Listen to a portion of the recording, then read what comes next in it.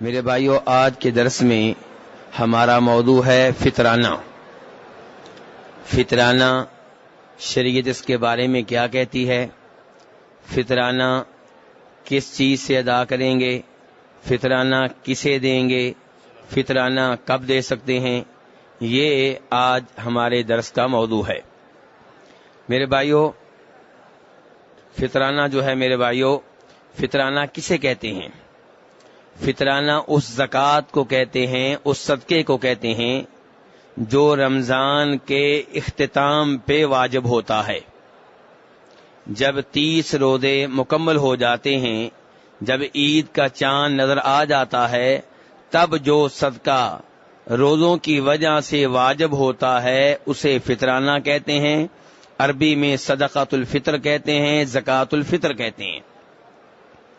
شریعت نے فطرانہ کیوں مقرر کیا، اس کی کیا وجہ ہے، کیا اسباب ہیں، کیا غرض و غایت ہے؟ میرے بھائیو، اس کے دو بڑے فائدے ہیں، دو بڑے اسباب ہیں۔ پہلا سبب یہ ہے کہ مسکین کا فائدہ ہو جائے، فقیر کا فائدہ ہو جائے۔ فقیر اور مسکین عید کے دن لوگوں سے کھانا مانگے نہیں، بلکہ کھانا، غلہ، اناج پہلے سے اس کے گھر میں پہنچ چکا ہو۔ اور دوسرا مقصد فطرانے کا یہ ہے کہ روزے دار نے پورا مہینہ بڑی کوشش، بڑی محنت سے روزے رکھے ہیں، لیکن بطور بشر، بطور انسان اس سے چند کوتاہیاں ہوئی ہیں، چند لغزشیں ہوئی ہیں، تو فطرانہ ادا کر دینے سے وہ کوتاہیاں معاف ہو جائیں گی، ختم ہو جائیں گی۔ اور یہ دو اسباب حدیث شریف میں آئے ہیں، میں اپنی طرف سے نہیں بیان کر رہا۔ امام ابو داؤد ابن ماجہ روایت کرتے ہیں جناب عبداللہ ابن عباس رضی اللہ عنہما سے، کہتے ہیں کہ فرض رسول اللہ صلی اللہ علیہ وسلم زکوٰۃ الفطر طہرۃ للصائم من اللغو والرفث وطعمۃ للمساکین، کہ نبی علیہ الصلوۃ والسلام نے فطرانے کا حکم کیوں دیا؟ فرمایا اس لیے کہ مسکین جو ہے ان کوتاہیوں سے پاک صاف ہو جائے جو اس سے روزوں کے دوران ہوتی رہی ہیں، اور تاکہ مسکین کے کھانے کا بندوبست ہو جائے۔ فطرانہ میرے بھائیو، یہ ادا کرنا ضروری ہے، فرض ہے، واجب ہے، سنت ہے، کیا ہے؟ اس کا حکم بیان کر دینے سے پہلے میں تھوڑی سی یہ وضاحت کرنا چاہوں گا کہ پاک و ہند میں کئی ایک علماء کرام فرض اور واجب میں فرق کرتے ہیں۔ کس میں فرق کرتے ہیں؟ فرض اور، کہتے ہیں کہ فرض وہ حکم ہے جو اللہ نے دیا، اور واجب وہ حکم ہے جو نبی علیہ الصلوۃ والسلام نے دیا۔ ہمارے نزدیک یہ فرق بالکل غلط ہے، کیونکہ نبی علیہ الصلوۃ والسلام کا حکم بھی دراصل اللہ کی طرف سے ہے۔ نبی علیہ الصلوۃ والسلام اور اللہ کے حکم کے مابین اس لحاظ سے کوئی فرق نہیں ہے، کیونکہ دونوں حکم ہی دراصل اللہ کی طرف سے ہیں۔ یہی وجہ ہے کہ ابھی جو میں حدیث بیان کرنے لگا ہوں، اس میں حکم نبی علیہ الصلوۃ والسلام کا ہے، اور اس کے باوجود صحابی نے اسے واجب نہیں کہا بلکہ فرض کہا ہے۔ چنانچہ بخاری مسلم کی حدیث ہے، جناب عبداللہ ابن عمر رضی اللہ عنہما فرماتے ہیں فرض رسول اللہ صلی اللہ علیہ وسلم زکوٰۃ الفطر صاعا من تمر او صاعا من شعیر علی العبد والحر والذکر والانثى والصغیر والکبیر من المسلمین، کہ نبی علیہ الصلوۃ والسلام نے فطرانہ ادا کرنا فرض قرار دیا ہے۔ ایک سا ہوگا کھجوروں کا یا جو کا، اور آزاد آدمی بھی ادا کرے گا، غلام بھی ادا کرے گا، چھوٹے بھی ادا کریں گے، بڑے بھی ادا کریں گے، مرد بھی ادا کریں گے، عورتیں بھی ادا کریں گی، جو بھی مسلمان ہے وہ ادا کرے گا۔ تو حکم فطرانے کا پھر کیا ہوا میرے بھائیو؟ فطرانہ ادا کرنا ضروری ہے کہ غیر ضروری؟ ضروری، فرض ہے، واجب ہے، لازمی ہے۔ اب سوال یہ پیدا ہوتا ہے کہ کیا فطرانہ ادا کرنا ہر ایک کے اوپر لازم ہے، ہر ایک کے اوپر فرض ہے یا کسی کسی کے اوپر فرض ہے؟ میرے بھائیوں، فطرانہ اس کے اوپر فرض ہے جس میں دو چیزیں پائی جائیں. پہلی چیز اسلام. کافر کے اوپر فطرانہ فرض نہیں ہے. اس کا مطلب یہ نہیں ہے کہ کافر کو کھلی چھٹی ہے، نہیں. کافر سے شریعت کا مطالبہ کچھ اور ہے. کافر سے شریعت کا مطالبہ یہ ہے کہ پہلے اسلام قبول کرو پھر روزے رکھو اور فطرانہ دو. پہلے اسلام قبول کرو پھر نمازیں پڑھو. پہلے اسلام قبول کرو پھر حج ادا کرو. روزے قیامت اس سے توحید کے بارے میں بھی سوال ہوگا، نماز کے بارے میں بھی ہوگا، روزوں کے بارے میں بھی ہوگا، فطرانے کے بارے میں بھی ہوگا. لیکن جب تک وہ کلمہ نہیں پڑھتا اس کے اوپر فطرانہ فرض نہیں ہے. دوسرے نمبر پہ دوسری چیز جس کا پایا جانا ضروری ہے، جس کے بعد ہم کہیں گے کہ اس کے اوپر فطرانہ فرض ہو چکا، وہ یہ ہے کہ فطرانہ ادا کرنے کی استطاعت رکھتا ہو. فطرانہ ادا کرنے کی میرے بھائیوں کیا رکھتا ہو؟ استطاعت رکھتا ہو. اب یہاں پہ کئی ایک علماء کرام یہ کہتے نظر آتے ہیں کہ فطرانہ اس کے اوپر فرض ہے جو نصاب کا مالک ہو، یعنی 52.5 تولے چاندی اس کے پاس ہو یا اس کے برابر کرنسی وغیرہ اس کے پاس ہو یا 7.5 تولے سونا اس کے پاس ہو، اس کے اوپر فطرانہ فرض ہے، یعنی کہ دوسرے لوگوں کے اوپر فرض نہیں ہے. یہ کچھ علماء کرام کی رائے ہے. اب ہم حدیث کی طرف آتے ہیں. تو میرے بھائی، نبی علیہ الصلوۃ والسلام نے اس حدیث میں جو ابھی میں نے بیان کی ہے بخاری مسلم کی، کیا کہا ہے کہ فطرانہ فرض ہے مسلمان کے اوپر، چاہے وہ مسلمان آزاد ہو چاہے غلام ہو، چھوٹا ہو بڑا ہو، مرد ہو عورت ہو. تو یہاں سے پتہ چلتا ہے کہ فطرانہ ہر ایک کے اوپر ہے، لیکن جس کے پاس کچھ بھی نہیں ہے اس کے اوپر فطرانہ فرض نہیں ہے. کیونکہ اللہ فرماتے ہیں لا یکلف اللہ نفسا الا وسعها. اللہ کسی بھی انسان کو اتنی تکلیف دیتے ہیں جتنی وہ طاقت رکھتا ہے. جس کے پاس کچھ بھی نہیں ہے تو اس کے اوپر فطرانہ نہیں ہے، ورنہ ہر اس آدمی کے اوپر فطرانہ فرض ہے جس کے گھر میں عید کی رات کا کھانا بھی موجود ہے اور عید کے دن کا بھی کھانا موجود ہے اور اس سے زائد غلہ اور اناج موجود ہے، اس کے اوپر فطرانہ فرض ہے. اس کا دوسرا مطلب یہ ہوا کہ ایک فقیر اور مسکین ہے، اسے لوگوں نے فطرانہ دے دیا اور اس کے گھر میں ڈھیر لگ گیا گندم کا، چاولوں کا. اب یہ چاول عید کی رات کے لیے بھی کافی ہیں، عید کے دن کے لیے بھی کافی ہیں، اور 2-3 دن کا غلہ اور بھی پڑا ہوا ہے. اس کے اوپر فرض ہے کہ فطرانہ اپنا بھی ادا کرے، بیگم کا بھی ادا کرے، بچوں کا بھی ادا کرے. اور اس کی ایک دلیل وہ حدیث بھی ہے جسے امام ابو داؤد رحمہ اللہ روایت کرتے ہیں کہ فرمایا نبی علیہ الصلوۃ والسلام نے من سأل الناس وعنده ما یغنی فلیستکثر من النار، کہ جس آدمی کے پاس اتنا مال ہے، اتنی دولت ہے جو اس کے لیے کافی ہے، پھر بھی لوگوں سے مانگتا ہے تو وہ جہنم کی آگ مانگ رہا ہے جتنی مرضی مانگ لے. وہ جہنم کے انگارے اکٹھے کر رہا ہے جتنے مرضی اکٹھے کر لے. صحابہ کرام نے پوچھا اللہ کے رسول علیہ الصلوۃ والسلام کتنا مال ہو تو ہم کہہ سکتے ہیں کہ یہ آدمی غنی ہے، مالدار ہے؟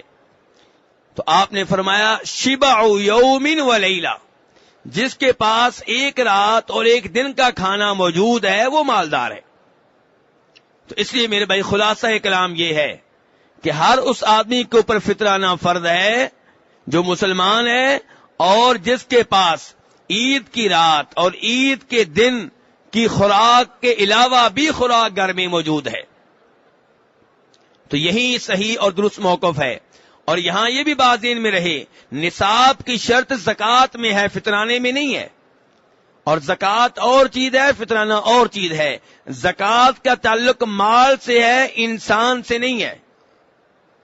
انسان کے مال سے اس کا تعلق ہے، اور فطرانے کا تعلق انسان سے ہے.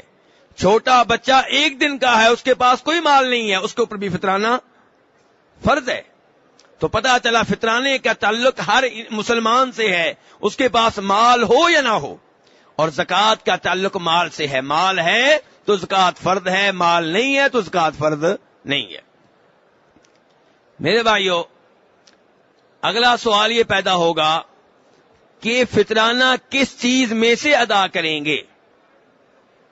عام طور پہ لوگ پاک و ہند میں فطرانہ ادا کرتے ہیں نقدی میں سے، کرنسی میں سے، روپے کی شکل میں، ڈالر کی شکل میں، پاؤنڈ کی شکل میں، ریال کی شکل میں، درہم کی شکل میں۔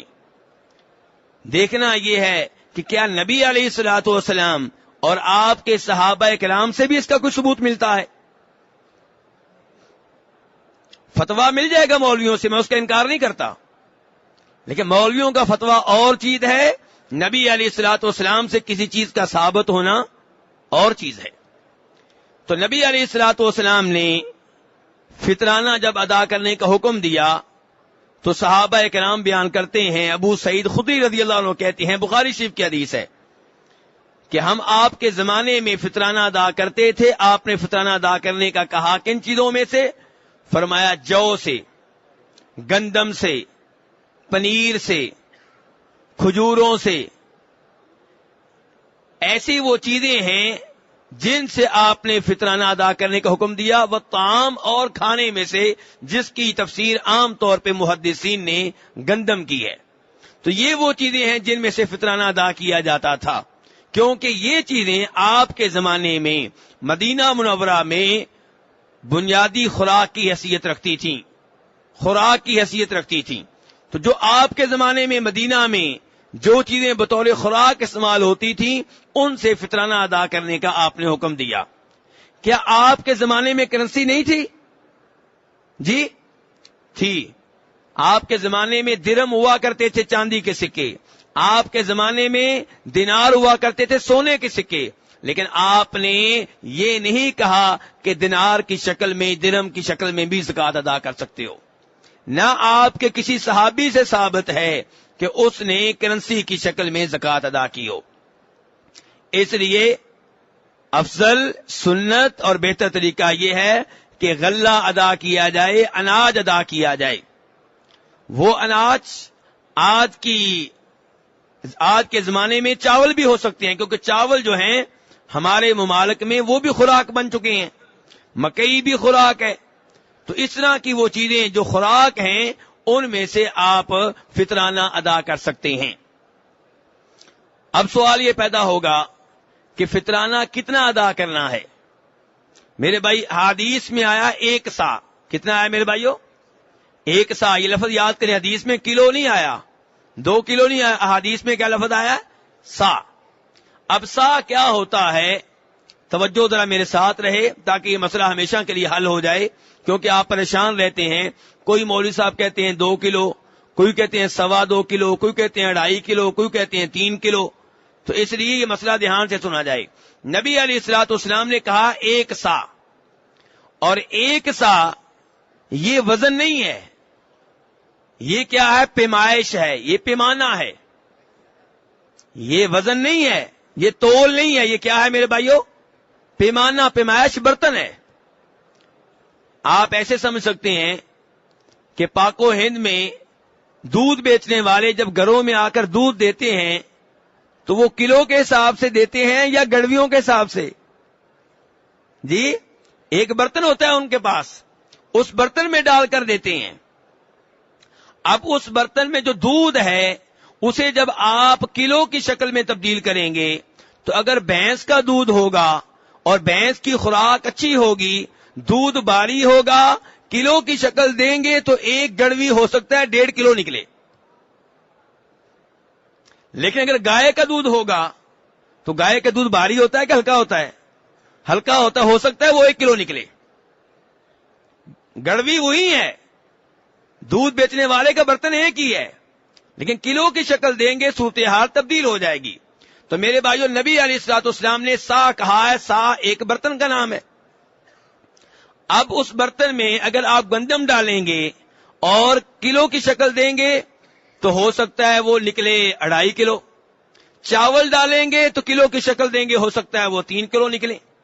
بلکہ گندم بھی ایک علاقے کی گندم کا وزن ہو سکتا ہے اور ہو، دوسرے علاقے کی گندم کا وزن اور ہو، ایک فصل کی گندم کا وزن اور ہو، دوسرے کھیت کی گندم کا وزن اور ہو.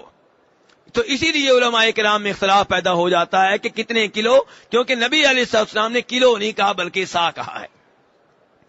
اور سا کا ایک طریقہ تو یہ ہے کہ مدینہ سے آپ سا کا پیمانہ، وہ برتن جو ہے وہ خرید لیں. مسجد نبوی کے دائیں بائیں کئی جگہوں سے آپ کو یہ برتن مل جائے گا. اور دوسرا آسان طریقہ جو علماء کرام نے بتایا ہے وہ یہ ہے کہ سا جو ہے وہ اس میں 4 مد ہوتے ہیں. ایک سا میں کتنے مد ہوتے ہیں میرے بھائی؟ یہ باتیں توجہ سے سنیں، مشکل نہیں ہے. ایک سا میں کتنے مد ہوتے ہیں؟ 4. اور ایک مد کتنا ہوتا ہے؟ علماء کرام نے لکھا ہے کہ وہ آدمی جس کے ہاتھ درمیانے ہوں، نہ بہت بڑے ہوں نہ بہت چھوٹے ہوں، درمیانے ہاتھ والا آدمی دونوں ہاتھ بھر کے گندم لے، چاول لے، تو یہ جس سے دونوں ہاتھ بھر جائیں، دونوں لپ بھر جائیں، تو یہ ایک مد ہوا. ادھر رکھ دیں، پھر ڈالیں 2 ہو گئے، پھر ڈالیں 3 مد ہو گئے، پھر ڈالیں 4 مد ہو گیا، آپ کا سا مکمل ہو گیا. کسی کے پاس جانے کی ضرورت نہیں ہے. تو یہ میرے بھائی ہے سا. تو اس لیے کلو کا سن کے پریشان نہ ہوا کریں، کیونکہ جس عالم دین نے جب اندازہ لگایا تو جیسی گندم تھی ویسی مقدار کلو کے حساب سے اس کے ہاں نکلی. تو اس لیے کبھی 2.25 کلو، کبھی 2.5 کلو، کبھی 2.25 کلو، کبھی 3 کلو. اور اگر آپ چاہتے نہیں میں یہ کام نہیں کرنا چاہتا، بس مجھے بتاؤ، تو آپ میرے بھائی وہ دے دیں جس میں شک و شبہ نہ رہے، آپ 3 کلو دے دیں.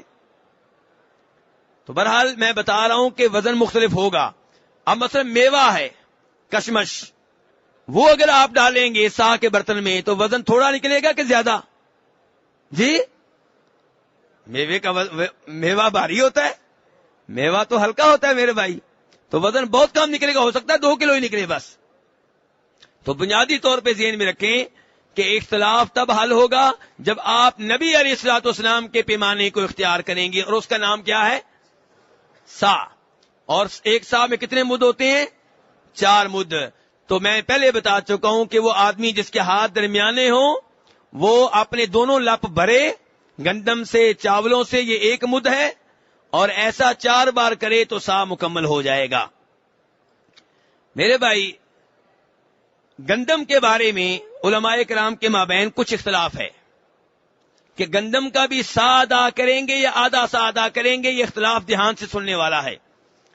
یہاں پہ آپ کو بتانا چاہوں گا کہ اختلافات کا حل کیسے تلاش کرتے ہیں. نبی علیہ الصلوۃ والسلام نے صحیح احادیث میں سا کا لفظ استعمال کیا ہے، لیکن کچھ علماء کرام کی رائے ہے کہ گندم جو ہے اس میں آدھا سا کافی ہے. اور یہ رائے جناب امیر معاویہ رضی اللہ عنہ کی بھی تھی، صحابی ہیں. بخاری شریف کی روایت ہے، ابو سعید خدری کہتے ہیں کہ ہم لوگ 1 سا ادا کیا کرتے تھے ہر چیز میں سے، لیکن امیر معاویہ شام سے مدینہ آئے، خطبہ دیا، تو خطبے میں انہوں نے کئی باتیں کی. ان میں سے ایک بات یہ تھی کہ میری رائے یہ ہے. امیر معاویہ کیا کہہ رہے ہیں؟ یہ نہیں کہہ رہے حدیث ہے، کیا کہہ رہے ہیں؟ کہتے ہیں میری رائے یہ ہے کہ شام کی گندم اس کا آدھا سا بھی ہو تو کھجوروں کے 1 سا کے برابر ہوتا ہے. یعنی کہ کہنا چاہتے ہیں کہ شام کی گندم بڑی قیمتی چیز ہے، اور مدینہ کی کھجوریں 1 سا ہوں اور شام کی گندم آدھا سا ہو تو دونوں ایک جیسی ہیں، اس لیے آدھا سا کافی ہے. ابو سعید خدری کہتے ہیں کئی لوگوں نے ان کی رائے کو اختیار کر لیا. اس کے بعد ابو سعید خدری کہتے ہیں لیکن میں تو وہی کام کروں گا جو نبی علیہ الصلوۃ والسلام کے زمانے میں کیا کرتا تھا. کتنا ادا کروں گا؟ یہ کون کہہ رہے ہیں؟ یہ بھی صحابی ہیں، وہ بھی صحابی ہیں. عبداللہ بن عمر رضی اللہ عنہما بھی ان صحابہ کرام میں سے ایک ہیں جن کا نام واضح طور پہ آیا ہے. انہوں نے کہا کہ ہم گندم کا 1 سا ہی ادا کریں گے، کیونکہ نبی علیہ الصلوۃ والسلام نے سا کا لفظ استعمال کیا ہے. تو اب میرے بھائیوں اس مسئلے میں صحابہ کرام میں بھی اختلاف ہو گیا. اس مسئلے میں کن کے مابین اختلاف ہو گیا؟ صحابہ کرام کے مابین بھی اختلاف ہو گیا. تو اب حل کیا نکلے گا؟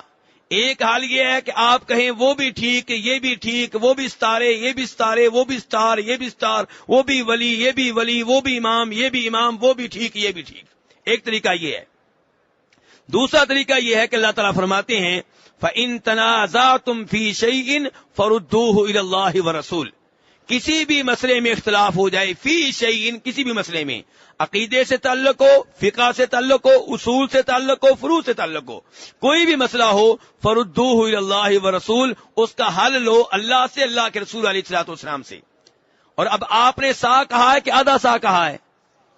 امیر معاویہ نے جب آدھا سا کہا گندم کا تو یہ ان کی رائے تھی، اور آج کا زمانہ بتا رہا ہے کہ ان کی رائے درست نہیں تھی.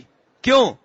ان کے زمانے میں شام کی گندم مہنگی تھی تو انہوں نے کہہ دیا اس کا آدھا سا کافی ہے، اور آج کے زمانے میں گندم مہنگی ہے کہ کھجوریں مہنگی ہیں؟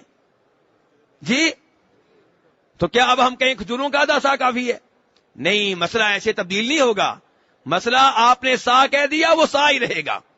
آپ نے جب سا کہا کھجوروں کا، جو کا، گندم کا، پنیر کا، کشمش کا، تو آپ کے زمانے میں بھی کھجور کا ریٹ اور تھا، کشمش کا ریٹ اور تھا، پنیر کا ریٹ اور تھا، لیکن آپ نے قیمت کا اعتبار نہیں کیا، آپ نے پیمانے کا اعتبار کیا کہ اس سے بھی ایک سا، اس سے بھی ایک سا، اس سے بھی ایک سا. تو اس لیے صحیح بات یہ ہے کہ آپ ایک سا ہی ادا کریں گے. میرے بھائی، فطرانہ کب ادا کیا جائے گا؟ فطرانہ جو ہے میرے بھائیوں کب ادا کیا جائے گا، اس میں پہلا سوال یہ ہے کہ فطرانہ واجب کب ہوتا ہے، فرض کب ہوتا ہے؟ کیا 15 رمضان کو فطرانہ واجب ہو چکا ہوتا ہے؟ نہیں، جب آخری روزے کا سورج غروب ہو جائے تب فطرانہ واجب ہوتا ہے. کب واجب ہوتا ہے میرے بھائیوں؟